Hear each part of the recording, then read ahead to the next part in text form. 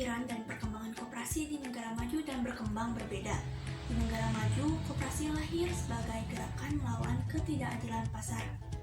Sedangkan di negara berkembang, koperasi hadir dalam rangka membangun institusi untuk mensejahterakan masyarakat. Perkembangan koperasi di Denmark didahului dengan kebangkitan jiwa para petaninya. Meskipun kata koperasi belum dikenal, tetapi pada waktu itu sudah nampak dengan jelas adanya tanda-tanda kesediaan untuk bekerja sama di kalangan kaum tani Denmark. Pada awalnya gerakan perkumpulan ini tidak berkembang. Pada tahun 1850, perkumpulan ini baru melebarkan sayapnya dan dapat berkembang pesat. Pada awal abad ke-19, berhasil didirikan Sparekasse, yakni semacam bank tabungan untuk pertanian. Usaha ini berhasil dengan baik sehingga jumlahnya terus meningkat. Pada tahun 1850 ada 37 buah Sparekasse, pada tahun 1865 ada 76 Sparekasse, dan tahun 1886 ada 469 buah Sparekasse. Pada tahun 1814 lahirlah sebuah undang-undang belajar yang mewajibkan untuk anak berusia 7-14 tahun. Karena kekurangan tenaga guru, proses mengajar diberikan sepenuhnya kepada para petani. Tentulah corak yang diberikan pun seputar bidang pertanian. Seiring berjalannya waktu, mereka mendirikan sekolah tinggi rakyat atau sering disebut sebagai private school. Nah, karena proses pendidikan yang cukup lama, kepada pemuda desa pun menekankan adanya aspek moral yang menyebabkan cara pandang baru dari petani. Cara pandangnya seperti apa? Cara pandang petani tidak bersifat lagi apatis maupun statis. Mereka meyakini adanya pembaharuan yang mana akan membawa dampak terhadap kemajuan atau kesejahteraan bagi sekitarnya, terutama bagi dunia pendidikan.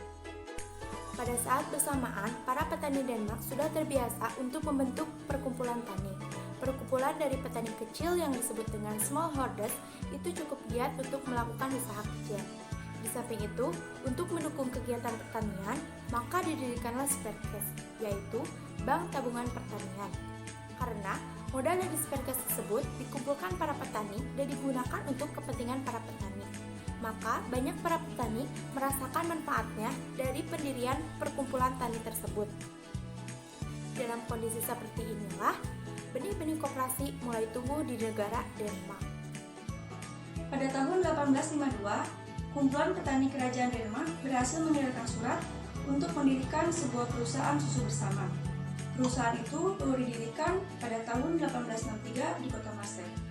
Pada tanggal 1 Juli 1866, Peter Hans bersama Dr. F.F. Ulrich berhasil mendirikan sebuah koperasi konsumsi untuk para kaum buruh.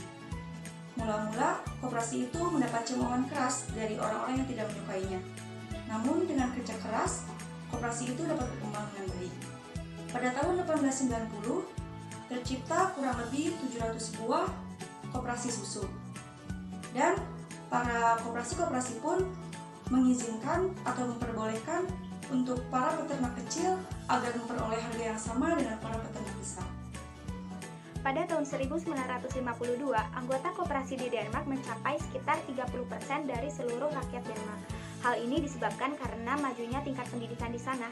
Hampir sepertiga penduduk pedesaan berusia 18-30 tahun mereka pernah belajar di perguruan tinggi. Sehingga mereka banyak yang memahami bahwa banyak sekali manfaat yang akan mereka peroleh dari koperasi. Dalam perkembangannya, tidak hanya hasil-hasil pertanian yang didistribusikan melalui koperasi, tetapi juga sektor-sektor pertanian itu sendiri. Di Denmark juga berkembangnya koperasi konsumsi yang kebanyakan didirikan oleh serikat-serikat di daerah perkotaan.